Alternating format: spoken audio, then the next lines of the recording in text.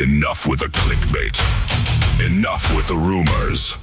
You want the latest metal news, real news, served raw and unfiltered? Then you need Metalheads podcast. No bull, just the riffs, the releases, and the rage. Tune in live every Friday at 10 p.m. on NPR or dig into the archives and the latest headlines at riffwiremag.com. Get your horns up and welcome to Metalheads with Riffwire Radio. G'day, we're talking with Steffen from the band Obscura. They're about to head down under in September for Shredfest, playing 3 shows in New Zealand. How many shows did you play last time? We played only one show in New Zealand in total Yeah. and made it 2 times to Australia. That was, I think, 2019 and 2023, I think, for a festival show and a side show. So this time we have much more time to explore the country, the countries, to be honest. And since we have a few day offs, we are also getting a better glimpse and a better idea of Australia and New Zealand at all. So I'm really looking forward for this endeavor. It's more than just playing shows, it's more like really understanding a little bit more of where we are traveling to. This is a big thing for us. Everybody's excited. I have been there before, at least for the shows, but the other guys in the band and also the crew never made it to Australia. So this is definitely a big adventure for everyone, and we're looking forward to traveling down under. Oh, mate, that's absolutely fantastic. I mean, what's your favourite part of coming to New Zealand? I mean, you only would have had a brief visit last time. Yes, we played one show in Wellington, and we had one day off, which was really cool. It's kind of like a completely different world than, of course, where we live in. It's the other side of the planet. And what I was really impressed is how open-minded and welcomed everybody treated us. That was absolutely amazing. We had a cool show. It was a small venue, but it seems like everybody in the venue, like staff and also people who visited the concert, have been totally into it. It's not common that a band from Germany is traveling to New Zealand in general, and they've been super open-minded. And I'm really looking forward to play another show, not only Wellington but also Auckland and Christchurch this time. Never been Oh, there, don't know what to expect, but first impression was absolutely amazing. oh, you're going to have a ball, mate. And Auckland, Wellington, and Christchurch, each of them are quite different cities. So you're going to get a whole sort of different vibe of New Zealand. You're going to love it. Auckland's got is like a big city, whereas like Mhm. the Wellington was like the smaller city with the sea vibes and all that sort of stuff. But no, Auckland's spectacular. It's the big city buzz, and Christchurch is just beautiful. It's another world into itself. So you're going to have such a cool time, and 2 islands. So, it's going to be spectacular. And I know that the fans will be excited. What's it like for you playing smaller venues? I mean, like throughout Europe and all that, I assume you'd have some quite big venues. So playing a small venue like Valhalla, which is where you would have played last time, must have been Yeah. something quite different. To be honest, we adapt to any venue. If it's a small venue of, let's say, 200 capacity, it's cool. But at the same time, if you're playing Hellfest in front of 60,000 people, it's also cool. It's more, to be honest, to me, it's more the people that make the big change than the venue. Mm. And if I don't care, I don't need any luxury or anything. I'm just happy to play a cool show, and everything else is just optional. So I'm happy with a friendly face welcoming you, and everything else is just all right. That's Yeah. more important. Yeah, well, as a Kiwi and going to these smaller venue shows, I mean, I find it quite awesome you get sort of a certain closeness to the artist as well. So you feel as though it's quite intimate. I mean, like we do have some bigger venues for big bands and all that, and that's cool. But going to somewhere like Valhalla, which you'll be going to, and Churchill's, which is another smaller venue in Christchurch, you're going to get for the fan, it feels quite intimate, and you get quite close. It is something quite special for the fan. I think it's not only special for the fans, but also for the bands on stage. Like all the bands playing, it's much more fun if you're playing in a room that's completely packed to the max Mm, than one of those more fancier venues which is half empty, or even if it's good filled, it's not the same vibe.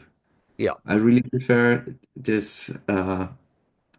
Let's say there are 200, 300 people in a smaller venue, and they're stacked, and there's the sweat dripping from the roof. This is exactly why you make all of this. yeah, yeah. Oh no, that's awesome, and I mean we're privileged to have bands like yourself come down. New Zealand is so far off the planet essentially that we don't get a hell of a lot of bands come through. So it's pretty special when we do get bands like yourselves coming through. Um, so anyway, since the last time you toured, you've had a bit of a change of lineup. Could you tell us a little bit about the new guys you've got on board and how you found them? Well, the drummer was already touring with us, but in a different band. The world is very small, and if you want to play this kind of music, everybody knows each other. And same goes with the guitarist who toured with us with his other band, I think like 15 years ago already. Kevin Olas, fantastic guitarist, a little bit underrated, to be honest. He has a big palette and repertoire of really much knowledge about the instrument. He's not only a shredder, he can do much more. And he's a very versatile guitarist. For the drummer as well, it's James Stewart. It's actually an Englishman. He's playing with Decapitated and Belfigor. Yeah, He's a machine, fantastic guy. And aside what people can bring musically on the table, I always try to find cool personalities because you hang out on and off stage and during all those travels, and you just want to have good vibes. And therefore, also Robin Seahorst, who ended up actually joining the band in 2011 almost. He was playing before with Cynic, with Our Oceans, with Exvius. So he's a very experienced fretless bassist who is also teaching at a conservatory in the Netherlands. So all of the guys are fantastic musicians. So they all proved they can do it. But at the same time, they're great people to hang out with and, well, spend time with it. And this is so important. If you're touring, if you're really stuck together on a long time, but on small room, you get all the bits and pieces of each character, and you yeah, you understand each other a little bit better, and you really need people that live and let live, so to say. yeah. Well, that's it. I mean, it is absolutely critical, isn't it, that you get on with the people that you're in a band with, and that you share some of the same vision, especially when it comes to musical visions as well. I mean, because I mean, your band is quite how would you? I mean, you're progressive, but very technical as well, isn't it? It's at times quite demanding music, that's true. Yeah.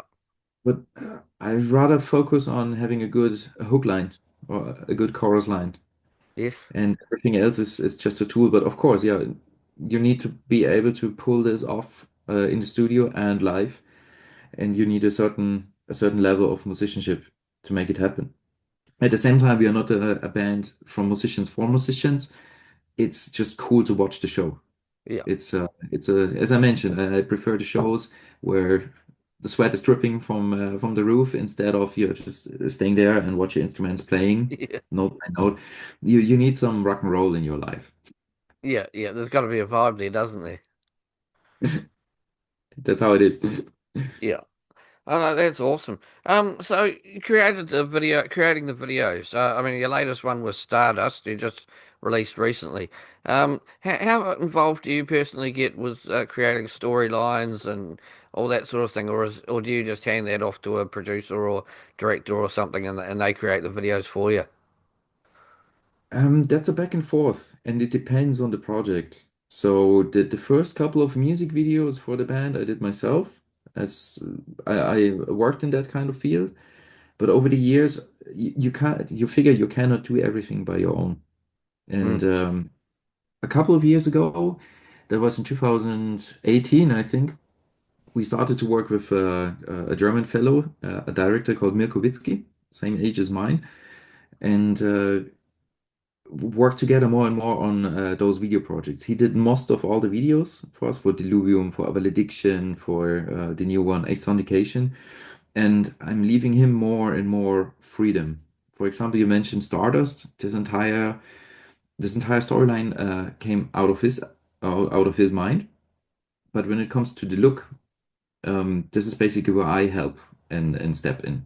So it's always a collective effort. If you put out an album, if you put out a music video, if you release a physical product like a vinyl or a CD or even merchandise, it's always a collective effort of everybody who is involved. And I think communication is key in that point. Well, that's brilliant. How important do you think videos are in the Spotify age? I mean, because we seem to have got to where a lot of fans have got a shorter attention span and things like that. But I mean, the music video. I mean, how important is it still and relevant? I think a music video is the most relevant, uh, basically the most relevant part to introduce your band to a broader audience. Mm. Because yes, you can tour a lot, but if nobody sees your videos, nobody will show up to the venues, probably. And vice versa, if you only have music videos, nobody knows how you're sounding live because you can make up everything in the studio or in a video studio. So to be honest, I think a music video is these days the equivalent to what was a single back in the days. If you put out a music video before you release an album, of course it's like a digital single, but still, back in the days you went straight to, I don't know, a Media Markt, wherever you bought CDs or vinyl back in the days, and you bought the first standalone single. This is basically what a music video is these days. And it's very important that you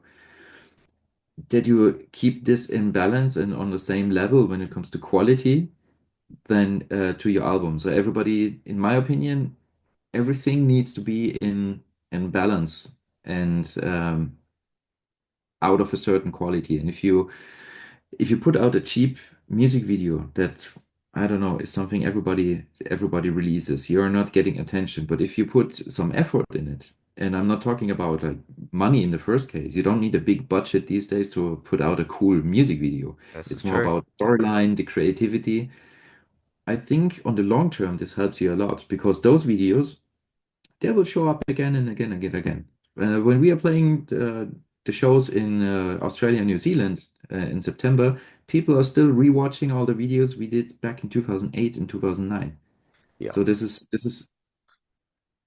part of your long way. And if you think about it, how would people or potential fans or even your family and friends will think about this video you're putting out right now? How would they think about this in 10 years from now? yeah, Just keep this in mind. I think you put in a little bit more effort.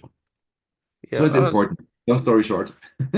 Yeah. No, that's right. No, that's a good explanation. So do you write on the road?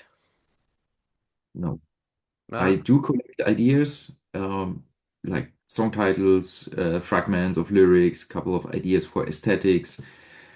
Sometimes if I hear like a cool, like a small glimpse of an arrangement or something, I just make a note in my notebook, but I'm not writing on the road. I tried it, but it's not my world. There are friends who have like a small laptop and a tiny audio interface, and I see them backstage with headphones, but it's not my mindset. Some people can do that. I admire that, but it's not my world. Yeah. So I mean, you're on your tour cycle now for a sonication. Have you started looking forward to the next album, or are you just currently focused on the current cycle? At the moment, we are focusing entirely on that cycle. The new album, A Sonication, was released around a year ago in early Mm, 25, and the touring schedule is planned until 2028. So there are some years, and I always try to give every album the time to breath it hmm. needs. We're not a band that releases an album every year or every 2 years. It's not my implication for that. I'd rather have it have, have a little bit a bigger time span in between. Hmm. So I think next year we might start writing a little bit more, but the new album would not be out before 28 or 29, I think. Yeah. Oh, that's right. I mean, hey, we've got the latest one, and as you say, it's good to have it breathe, and get to love it even more. So when you go out on tour, how many guitars do you take with you?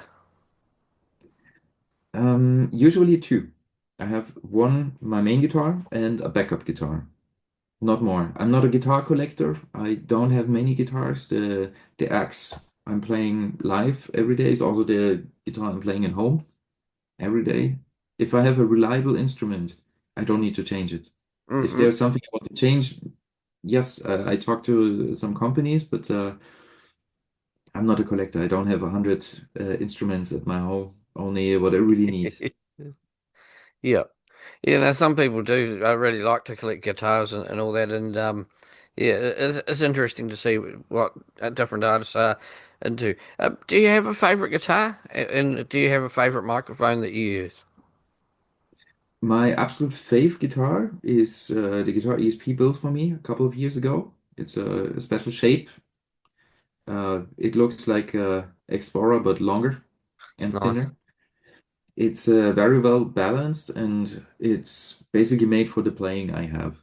I I tried many different guitar shapes, guitar brands. There are many cool guitar manufacturers out there. It's not the fact that there's only one brand that can build guitars. There are many, but every player is different. Mm, And for me, this is exactly what I need for this kind of music. I do have a second band called Tukandra, where we play six strings. I also play ESP, but classic flying V's because it's just fitting that. It's a different hardware, a different way to play, but it's also different needs because the music differs. yes. So if I would play in a blues band, I would probably play also with a different guitar, but I Yeah. don't. Yeah. Oh no, that's awesome. And microphones, do you have a certain brand of microphone that you like to use, or one that you carry with you? That depends. Depends. In the studio, I love Neumann. It's a German brand from Berlin. Um, that's basically what I used back in the days for radio productions, and it's fantastic for acoustic guitars, but different microphones. Sometimes if you have super loud vocals, you might need to change the microphone because of different distortion. It always depends on what you want to have. For live shows, I have a limited edition of Shure S55. It looks like the old classic Elvis mic, but in black, Nice. and I modified it a little bit for our needs. That's a microphone I really love, and it suits the voice I have quite well. It's not for everyone. It's a little bit shrieky at times, but our engineer is happy with it. I'm happy with the look and the sound anyway. So until I find something better or something that suits me more or better, then I stick to that, and I'm very happy about it. Oh no, that's really cool. So do you have any sort of warm-ups or rituals that you do before you go on stage or before you record? Um, I mean, yeah, that's the question. For vocals, I barely have any warm up at all. But when we record, I learned it a couple of years ago. Recording too much vocals at the time is destroying your vocal cords too much. Mm, So since I think two, no, since three album recordings, we split the vocal recording days with acoustic guitar recording because the setup is kind of similar in a bigger room. So we do, let's say, three, maximum 4 hours of vocals, and in between or afterwards, we do all the acoustics just for being efficient. And that helped to work on the long end a lot. So sometimes you're not happy with some vocal takes, but if you're singing 3 days, 10 hours a night, 10 hours a day, you're done for an entire week because the the sound changes, the vocal cords are not disrupted but hurt at some point. So if you balance it out a little bit, I think that's very helpful on the long term.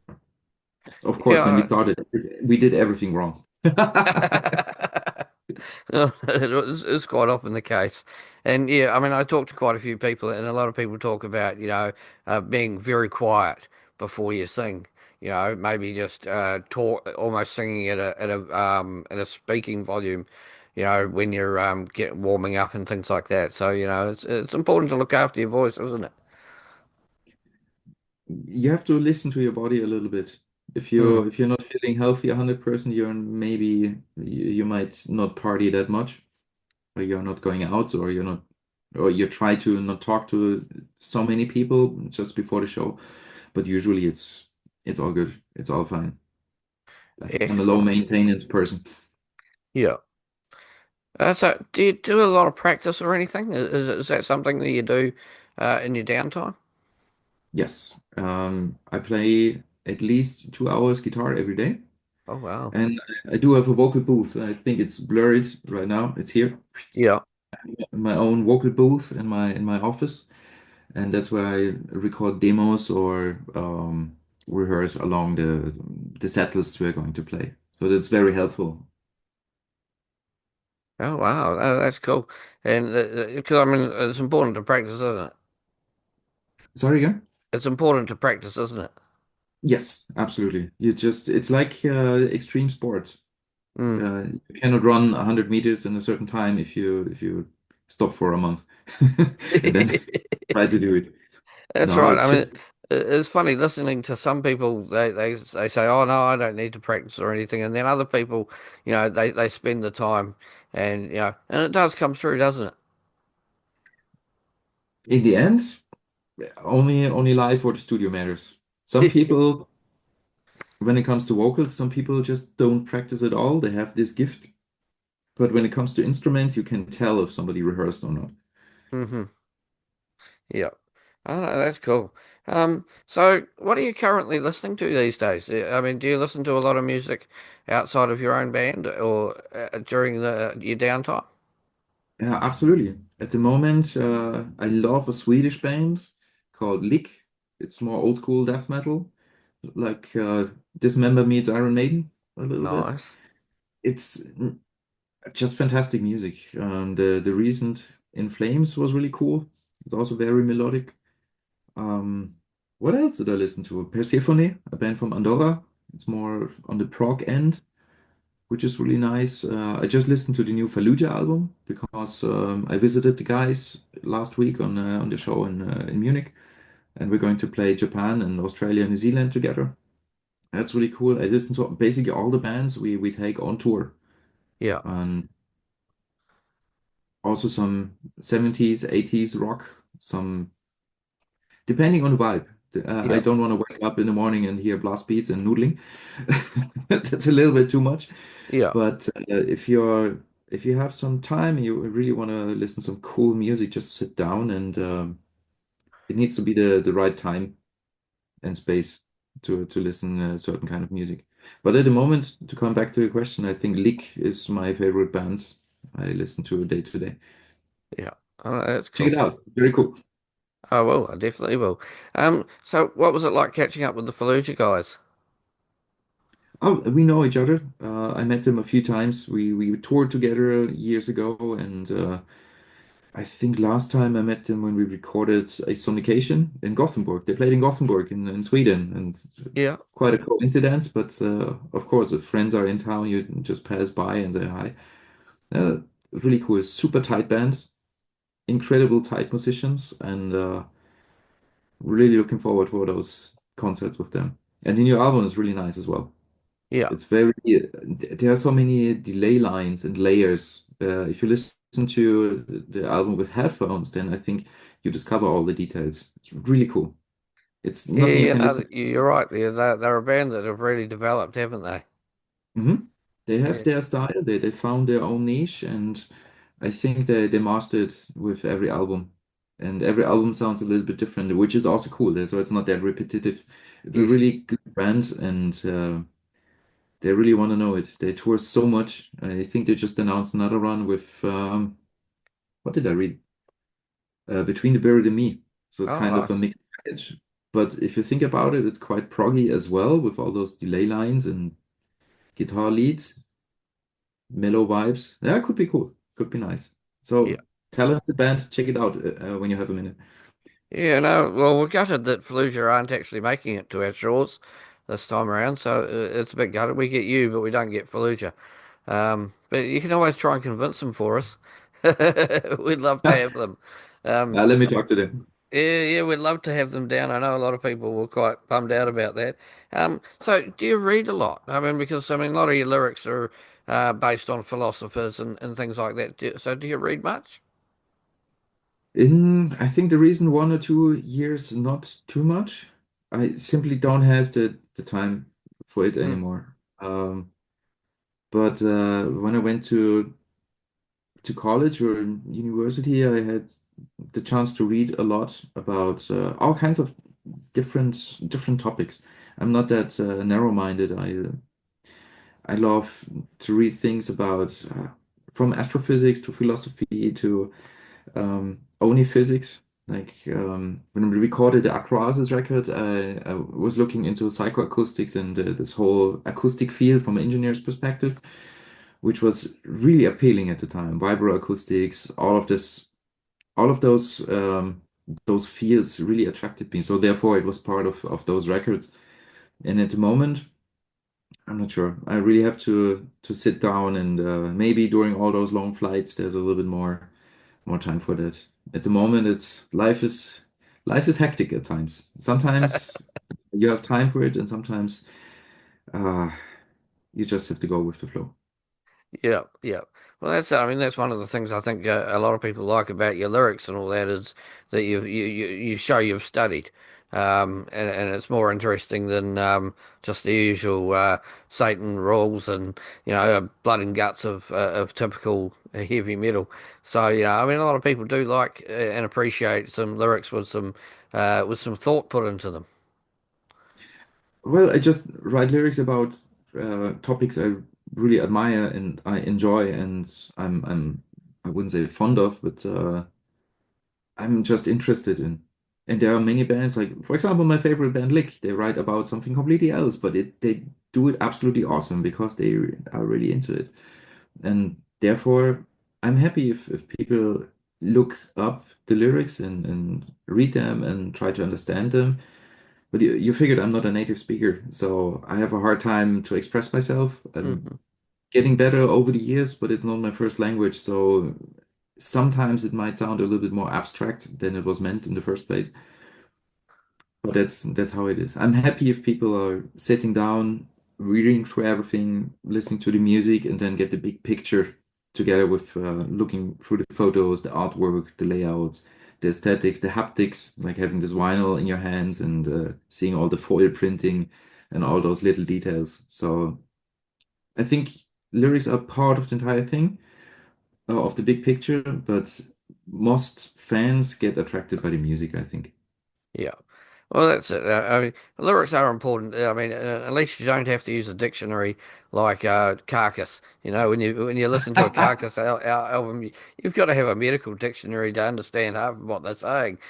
It hasn't gotten to over the last few years. I think they've changed that and sort of adapted a bit. But those early albums, man, it was crazy. Yeah, but they are known exactly for that. So they did Yeah, something it no was. one else did It before. was pretty cool, and it was going with the gore theme and everything. It was pretty cool, but it was hard work if you really wanted to delve deeply into it. Um, awesome. Okay, I've got two questions for you left before we let you go. First off, a message for New Zealand fans. Um, it was a pleasure the first time we went over there. We played one show in Wellington at the time, and we had one day off to spend a little bit of time. And I really hope Christchurch and Auckland will be similar with open-minded and a full packed house. We're really looking forward for that. We have a very cool band from New Zealand booked for that 3 shows out of the tour. It's called Fukushima. If you get the chance, check them out. It's a really cool band, and as far as I know, there will be other bands on every show as well. So if you want to do me a favor, pick up a ticket, bring your friends, and come early to support all the bands. First to last band should sound and look cool. That's our approach, and would be nice if you appreciate that as well.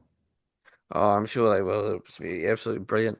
One last question before we let you go, and that is words of advice for young musicians. Just enjoy what you do. That's the most important lesson I learned. If you try to convince someone because you think you have to convince someone, it's not the right choice to make music. Just have good time with your friends.